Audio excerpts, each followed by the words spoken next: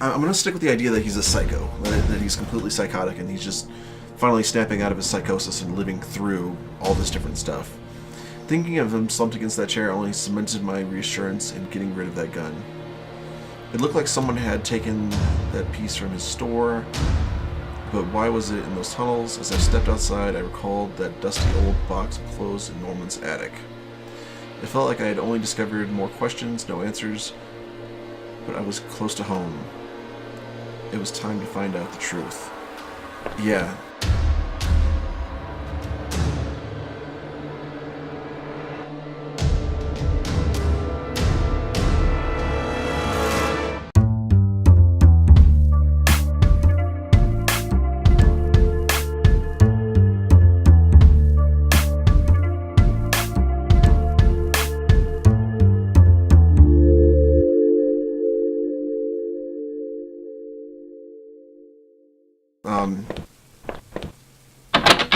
It was locked. This wasn't the right gate.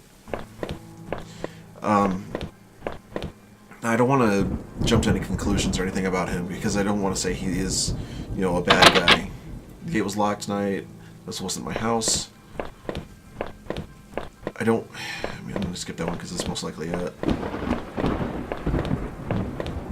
Is there an end to this? Yeah. Okay. So there's 2 more gates. Yeah, that lamp there. I'm glad they actually changed the animation for it. Usually you get rewarded for exploring, so I might actually go back and check out the other gate. The door's only... okay, well, never mind.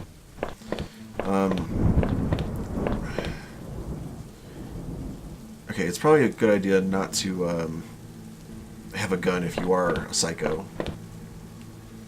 The neighborhood's local post box. A letter was sticking out as if someone hadn't pushed it all the way in. I knew it wasn't right, but did I look at the letter? Sure. The envelope was addressed to Norman. There was no return address, but the handwriting looked familiar. I took a deep breath and tore open the package. Norman, I'm sending this to you in a letter because I'm afraid to tell you this in person. What we did, well, it was wrong. My husband isn't an easy man to be with, but he is my husband and your friend. I need some time to sort this out away from you both. I'm going away for a while. I'm going to tell him. Norman, so don't you think you can hold that against me? Maybe we'll work it out. I'm not sure I even want to, but he deserves at least that much. Goodbye. Yeah, the more and more I see it, the gate was locked. It wasn't my house. The more and more I'm seeing this, the more and more it sounds like I had the wrong gate. This one was locked.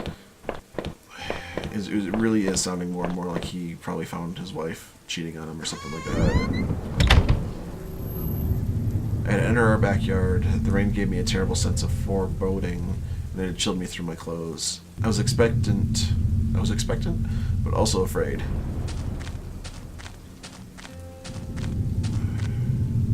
To me, it would make sense, this guy loves his wife, he's fired from work, etc., etc., and now he's held my breath as I approached our back door.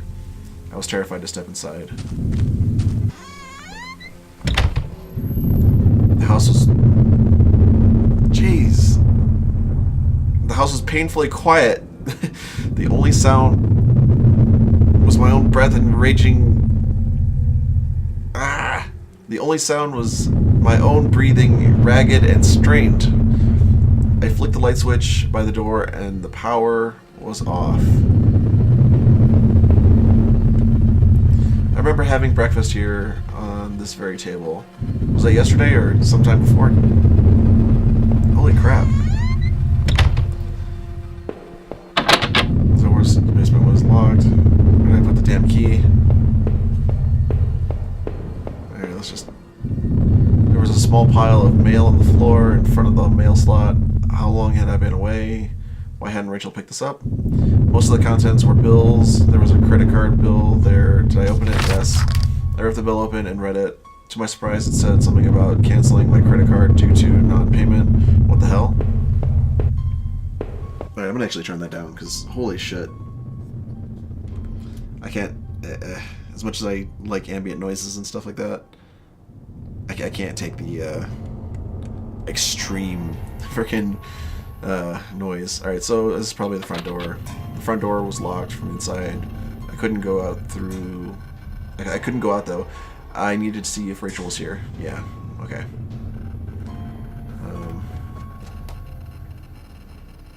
Let's go left first.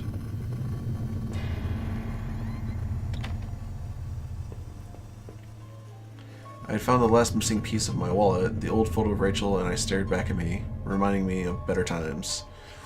It didn't make me feel terribly comfortable. Did I keep it in it? Well, yeah, it's part of your wallet. I replaced the photo in my wallet, feeling like I had got a part of my life back. Still, the image made me uneasy. Why did I throw it away? Stolen identity. Okay. Our television. I purchased it before I knew I was going to lose my job. I felt pretty guilty about it afterward, but by then it was too late. Yeah, it really is sounding more and more like he went on a psychotic rampage. The door was stuck shut. There was an old-fashioned keyhole underneath the handle. Okay. I mean, if he's describing his house, I would describe it a little bit differently.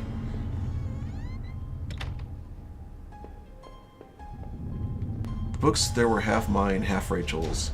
Hey, now that I looked more closely, it looked like the man in the house had some of the same books as I did. My wife's, Rachel's suitcase was sitting on the bed. It was closed, but I had a feeling, did I open it? Yes. Rachel's suitcase contained clothes, toiletries, and a train ticket. Is this what you were going to do with Norman? No, I don't think she was trying to leave with Norman. I think she was trying to, I guess she was having an affair or something like that, so she was trying to sort out everything. Oh no, broken mirror. Our hallway mirror had been smashed into pieces, scattered around the floor. Alright, so let's go do this one. Our sink, which needed to be replaced, one of the taps always stuck, but I hadn't gotten around to fixing it yet. We were lucky enough to get a house with one of those wonderful old clawed-foot bathtubs.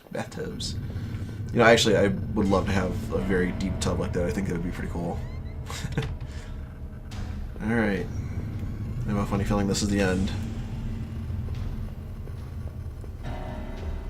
Oh, computer. My laptop had been left on, and only had a tiny bit of power left. On the screen was a website about the old water tower.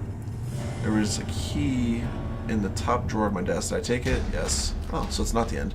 I pocketed the key. Oh, so we need to go back downstairs. I mean, I do feel for this guy. I do, but at the same point in time, you can't go around killing people for doing things.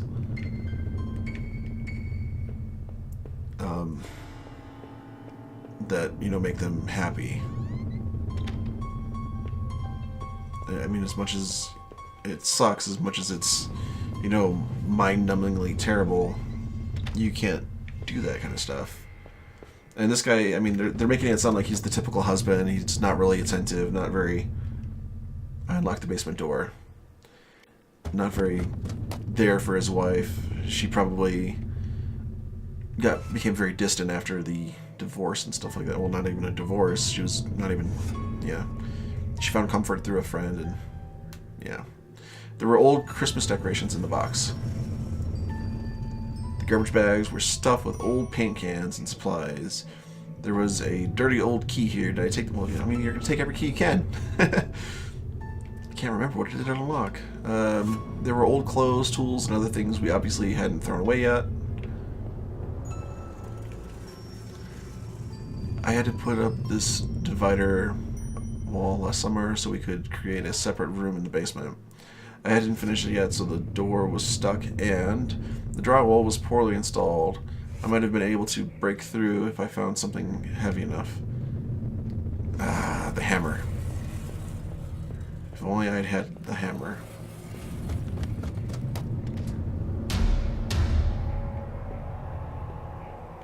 Wait a minute. Alright, let's go back upstairs. I wonder if this key goes to this door. Grab a key I found in the basement, unlock the door. Woo! It looked like the room had been tossed around. The furniture was a mess. Did somebody break in here? There was an old crowbar on the floor. Did I need to take the crowbar? Yeah, definitely take the crowbar if we can break into the other place. I lifted the heavy crowbar. I appreciated its weight. Okay, well that made my choices very easy right there. Bam. And then into the basement. And then... Oh wait, the front door's locked, so we need to go even deeper.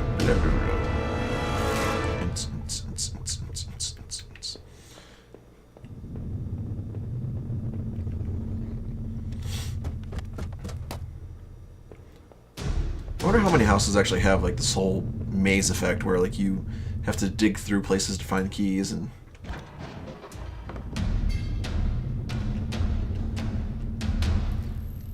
As I stepped through the broken wall, my breath caught in my throat. This was it. Was Rachel down there? Was she okay? Now, the question is, this was a sealed wall. I mean, yeah, it was just cheaply put together with drywall or whatever, but at what point do you start to tell yourself that this is a clue and that you need to actually break through to get to somewhere? That's my thought process. Alright, so there's blood. Don't look.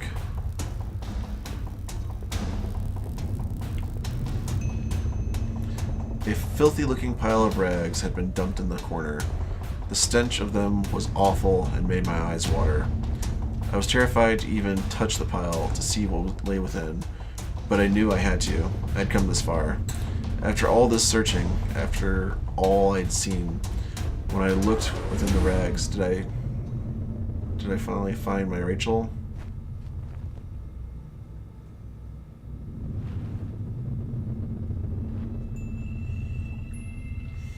It was worse than I could have possibly imagined. Within the folds of that rotten-smelling, heavy fabric was the pale, dead figure of my darling wife. What struck me most was that she wasn't bloody or torn apart, rather she was covered in sickly green bruises, and her windpipe had been crushed. The real horror there was that whoever killed her had done so intimately with bare hands. So this is what had been gnawing in the back of my mind this whole time. This is what I was afraid of.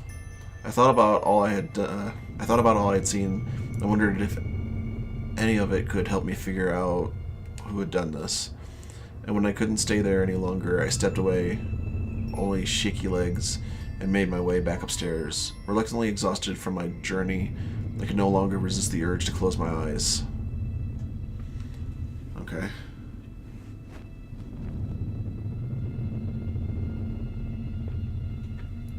Grim discovery.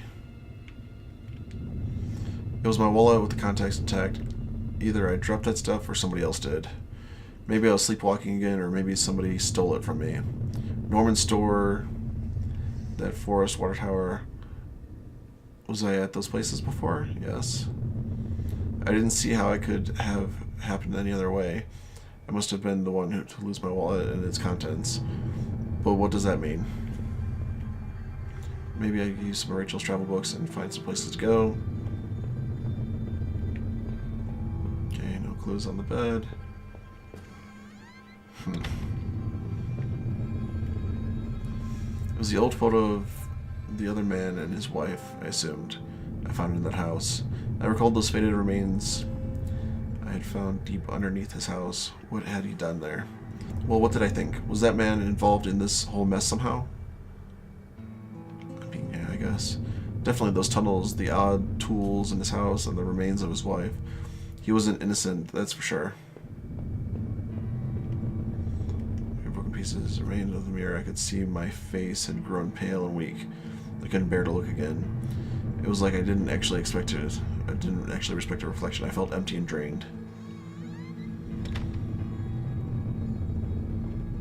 The reflection in the grimy glass was only a shadow, a whisper.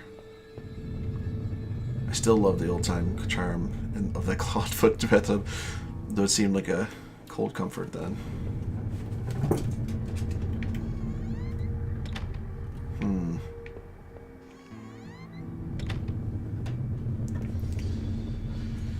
Alright.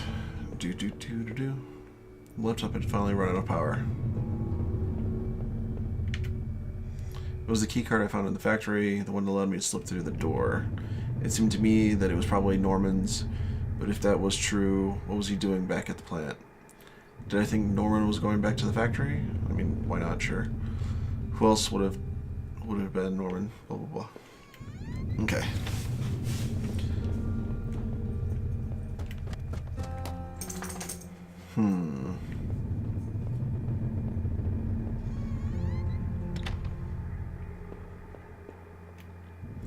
My old office safe sat on the floor, and I used a digital passcode. Did I try to open it? Enter the 8-digit code. What was that damn code again?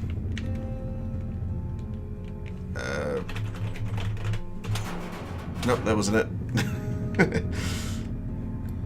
I leafed through the notebook I had taken from the forest. In it were the names that had been written down: Heather, Olivia, Ashley, Cheryl, Iris, Daphne, Holly, Rose, Rachel. 1, 2, 3, 4, 5, 6, 7.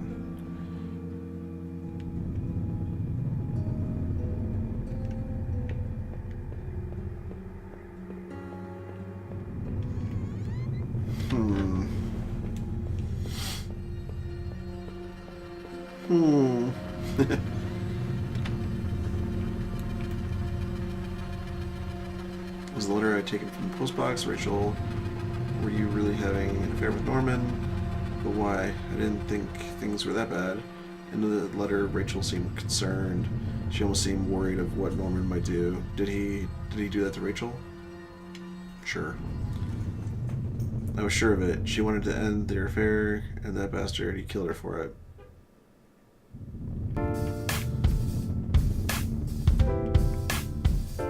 Alright, ladies and gentlemen, it looks like my camera's run out of juice, so what I'm going to do now is say goodbye.